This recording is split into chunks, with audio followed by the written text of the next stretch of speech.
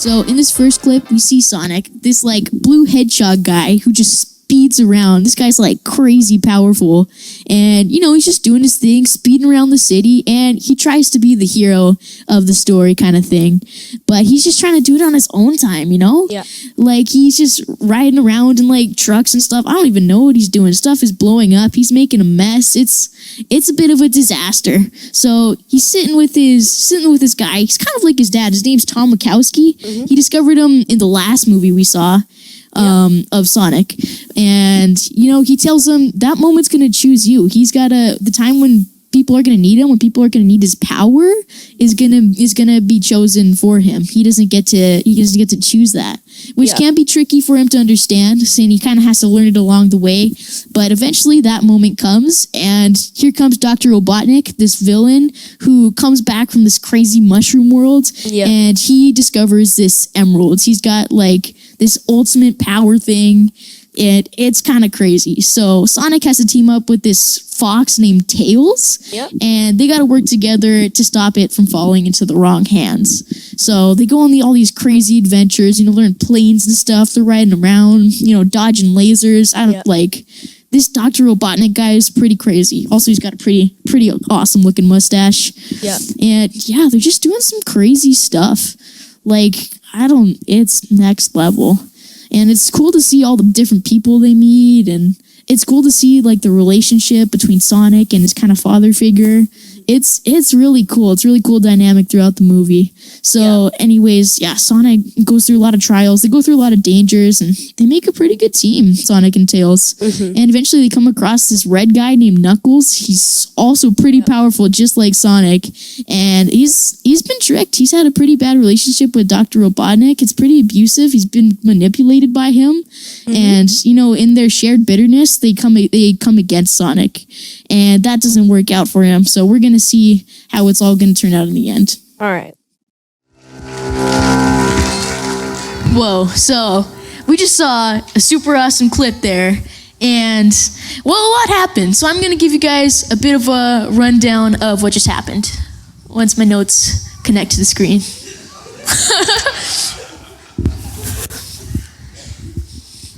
That was pretty awesome. Okay. So, almost got it. Sweet. Okay, right there. So, after settling in Green Hills, Sonic is eager to prove that he has what it takes to be a true hero. Soon, Dr. Robotnik comes, and his test comes when he returns to the new partner, Knuckles, in search of a mystical emerald that has the power to destroy civilizations.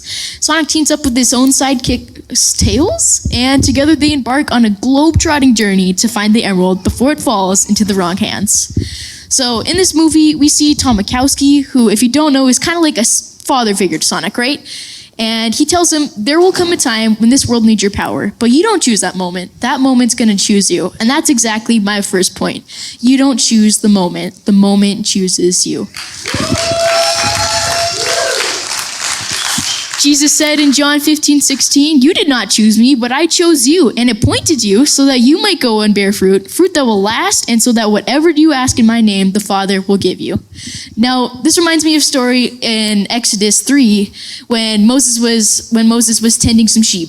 So it says, now Moses was tending the flock of Jethro, his father-in-law, the priest of Midian, and he led the flock to the far side of the wilderness and came to Horeb, the mountain of God. There the angel of the Lord appeared to him in flames of fire from within a bush. Moses saw that the bush was on fire, but it did not burn up. So Moses thought, I'll go over and see this strange sight, why the bush does not burn up. When the Lord saw that he had gone over to look, God called to him from within the bush, Moses, Moses, and Moses said, here I am. Oftentimes, being able to control what happens next and when can make us feel secure. But we don't write our own stories. God does. God goes on to tell Moses that he has an assignment for him. And he told him this, go confront Pharaoh and free my people. You see, just like Sonic, it wasn't Moses who planned everything that happened to him. This was all done on God's timing for God's perfect plan. The moment chose him, as the movie would say. But it can be hard not knowing what happens next. If I've been there, when my family was called to move to Chilliwack, I didn't want to go. It would mean having to leave all my friends and having to start over. How could I just trust that God could give back what I would have to give up. He would eventually go on to put new godly friends in my life, but at the time, I didn't trust him. I would just surround myself with whoever would be willing to be friends with me, and that led me to some places I didn't want to be. I felt insecure, and insecurity drives that need for control. So whether it's Sonic or Moses, or even you and I, we have to trust God because he knows far more than we ever could. Let's watch our next clip. All right, I'm here with my brother Aiden, and in this clip, Sonic meets Robotnik again, and he gets introduced to someone who looks kind of like him but red. His name is Knuckles,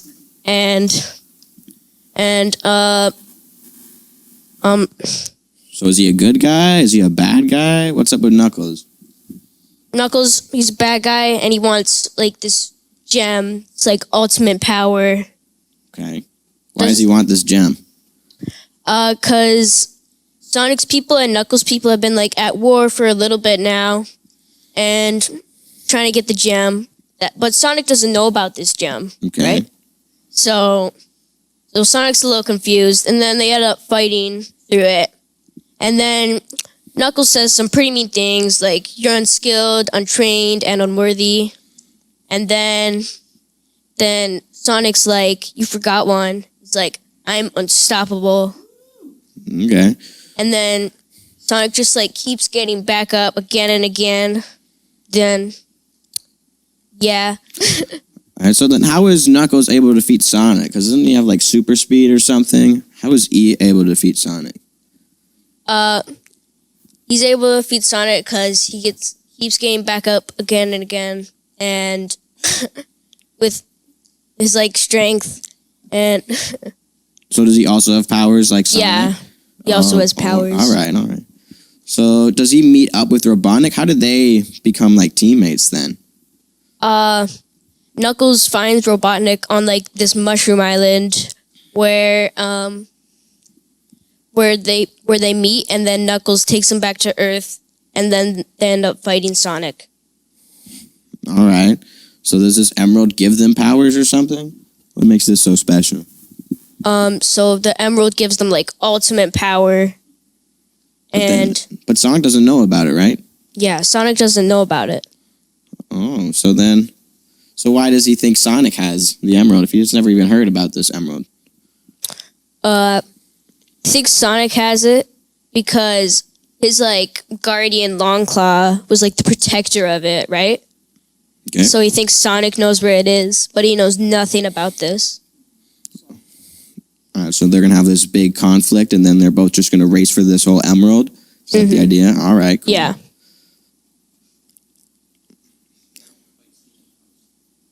All right. So in this fight scene, there's like wreckage everywhere. There's a big hole in the wall. Everything's like torn apart. So these guys come to Sonic. Yeah. All right.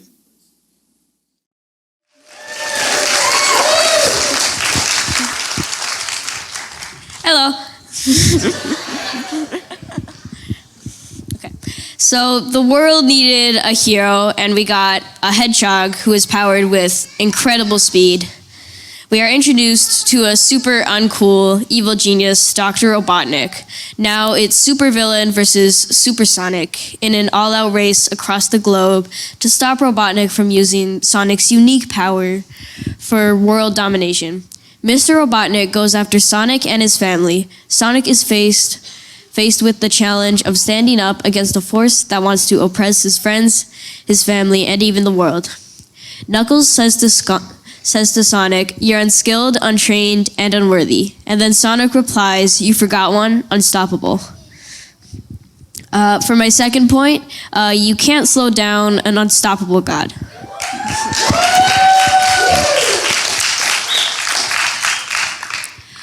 This reminds me of Moses. I don't know how fast he was, but he was forced to run for his life when he killed an Egyptian soldier for beating a fellow Hebrew in Exodus 2.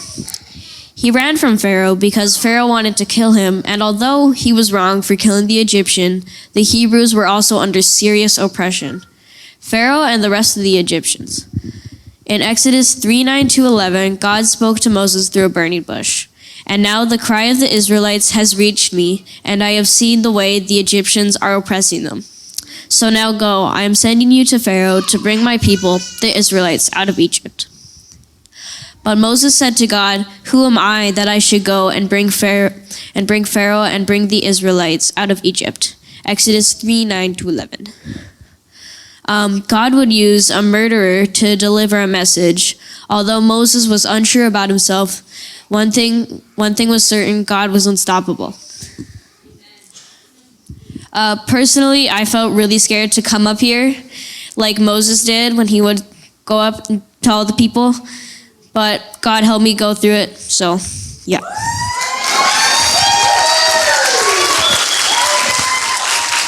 Goodbye. All right, I'm here with my dad, Pastor Matt, and we're looking at this clip. In Sonic 2, we see Sonic, and then we see Knuckles and Robotnik. They all meet up in this pyramid fortress, and they're all here for this emerald. And Sonic believes that Knuckles and Robotnik are here to take it, and that they're going to use it for evil. And then Knuckles is kind of manipulated, and he's tricked into thinking that Sonic wants to take it and use it for evil. Come on. So they're both they have this conflict, but they're both like manipulated that they're both evil, but they're both kind of protecting it from each other. So it's kind of like a confused conflict. So they're both fighting for this emerald, and then so we have Sonic's speed, but the thing is Knuckles has like this super strength, right? So even though Sonic is insanely fast and we have Knuckles, he's just able to he has this endurance and he can just smoke right through him most of the time. But then eventually Knuckles is able to take over, and it feels like sometimes Sonic is able to get over it and compete, but sometimes it's pretty 50-50. It's not totally sure who's going to win this fight. So what are the different strengths between Sonic and this Knuckles character? I mean, Sonic has this speed, but he's not always able to predict Knuckles' strong attacks, so he's able to get plowed right through. And then when you see Knuckles, he's really close to getting this emerald, but Sonic is learning to manipulate his attacks, and he's able to predict what's going to happen next with Knuckles. So where's Dr. Robotnik in all of this? Is he in the picture? Somewhat. He's in the background. He's kind of just watching this all go down. So Knuckles is actually doing all the dirty work for him. Yeah. So that he can get the emerald for himself, correct? Yep. He's kind of in the background at the moment. He's kind of just watching this all go down. He doesn't really do much. It sounds like he's doing all the manual work. But we can see that Sonic is able to figure out his attacks. He's able to predict everything that's happening, and he's able to blow right through them. Sonic said, "My destiny is to protect my friends and family." In Exodus 3:13-15 says, Moses said to God, "Suppose I go to Israelites and say to them, 'The God of your fathers has sent me to you,' and they ask me, 'What is his name?' Then what shall I tell them?" God said to Moses, "I am who I am. This is what you are to say to the Israelites. I am has sent me to you." God also said to Moses, "Say to the Israelites, 'The Lord, the God of your fathers, the God of Abraham, the God of Isaac, and the God of Jacob has sent me to you.'" My third point is, I can because I am. Sonic's destiny was to protect his family. In Exodus, Moses finds God in the burning bush and is told to save the Israelites from Egypt. Moses' destiny was to save the Israelites, but Moses didn't feel qualified and asked God, "What will I say your name is?" And God tells him, "I am who I am. Say to the Israelites, I am the God of your fathers, Abraham, Jacob, and Isaac has sent me to you." Oftentimes, it can be hard to show your friends God's love, and it can be easily brushed off, and we get the idea that someone else will come along the way and save your friends. But God has chosen you and given you the opportunity to save others, and you don't have to worry about what you're going to say because God has chosen you, and He will give you the power of His words. Let's see our next clip.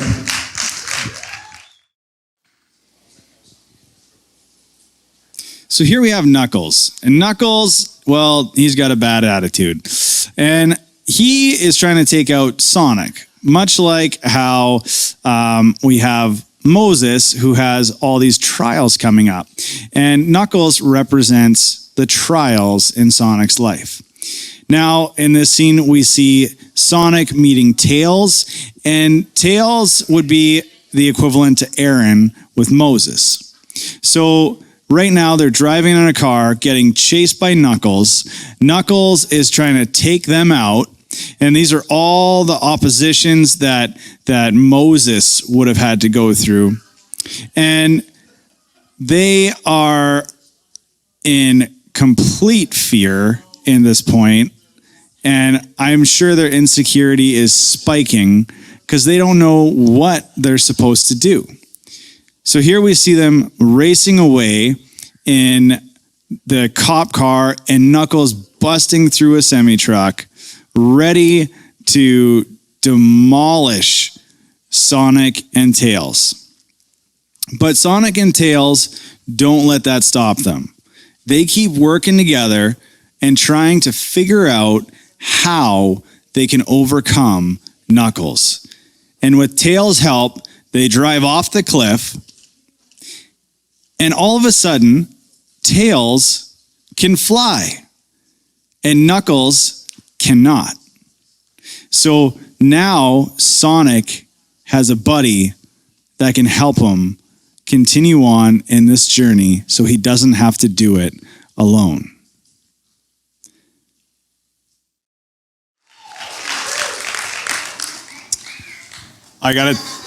Hello. Thank you.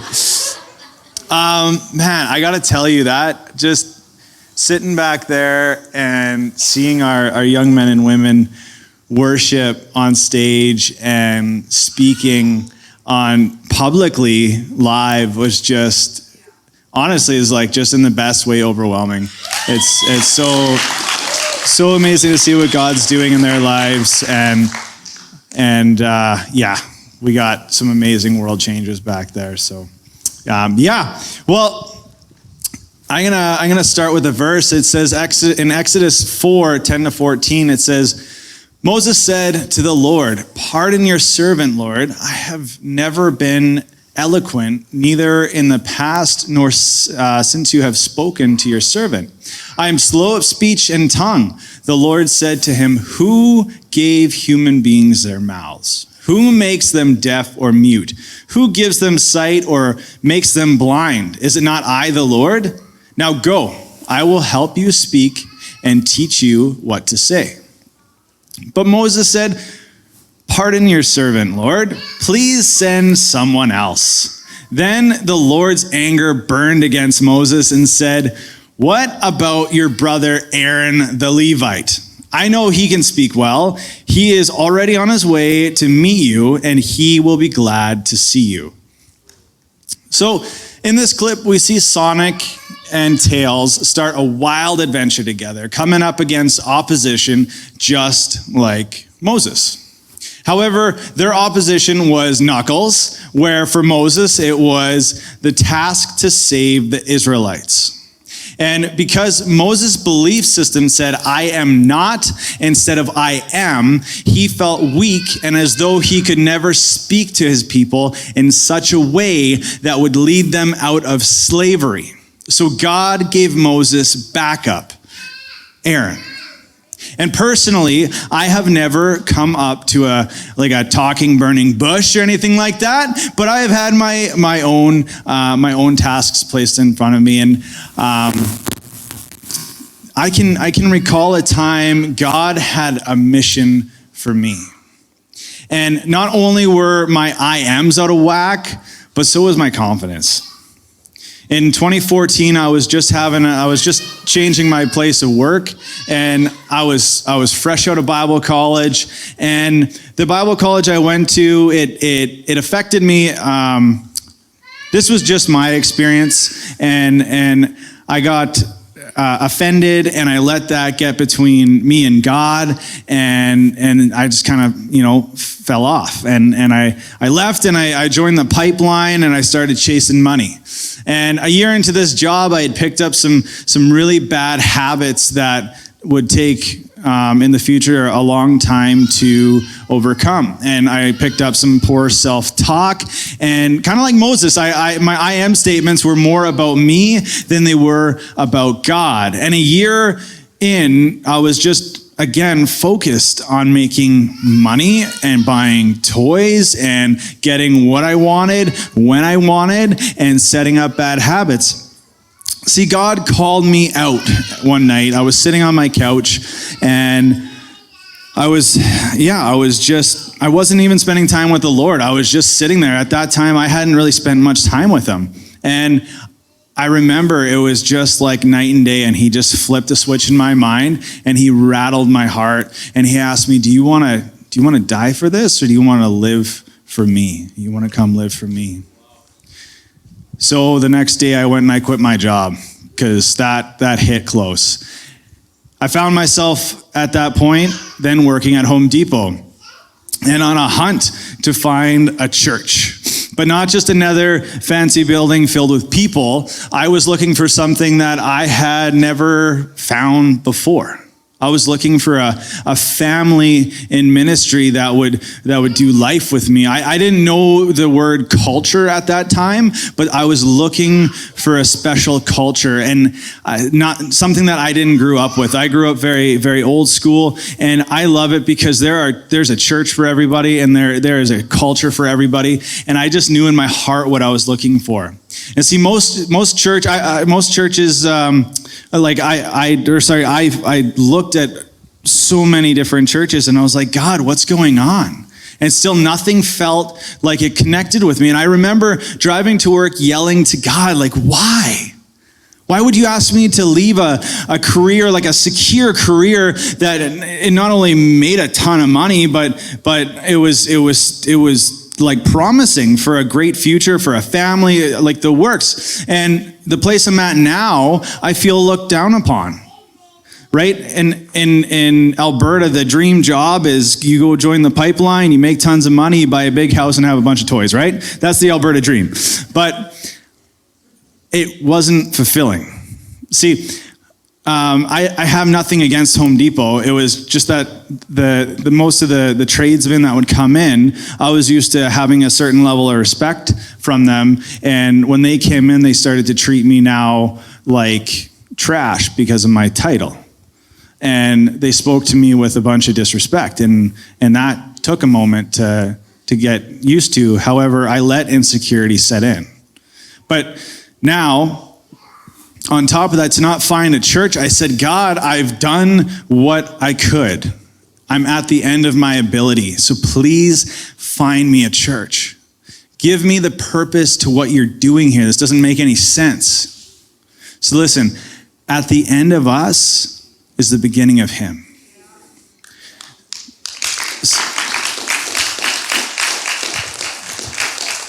We see Sonic out of ideas when Tails steps in and helps. Just like when we see Moses struggling to accept his mission, Aaron steps in and helps. I was looking for something I had never experienced. And a few days later, after I prayed that, Pastor Matt and Pastor Rudy, two of the mightiest men of God that I've ever met, walked in that door. See, they engaged me in a conversation, starting to ask me about Ephesians 6:10-18, which is the full armor of God. This happened to be my first tattoo. See, I was distant from God. All my fears and anxieties were more present than God at that time, and I allowed for that to happen, but it was still a foundation. And I went and got this tattoo because I knew I was struggling. I didn't know that it would lead me back to God, and I didn't know that it would lead me through insecurities, and I didn't know that it would lead to a conversation that would lead us here. So they invited me out to this church plant that there was happening in Okotoks. And they linked me with some really amazing people who started to ask me about my passions and things that I wanted to do in life. And my passion has always been family ministry. So they started getting me involved with that and working with the kids and serving on that team. And then the day came where Pastor Matt asked me, "Hey, Delton, do you want to teach the youth this week?" I'm like, "You mean like speak?" "Yeah, man, sure." But I that was public speaking is a massive fear. You know that public speaking currently is more feared than death? That's wild, right? We just had some youth do some stuff that I know a lot of us would struggle with doing. So that's huge. See, the fear and anxiety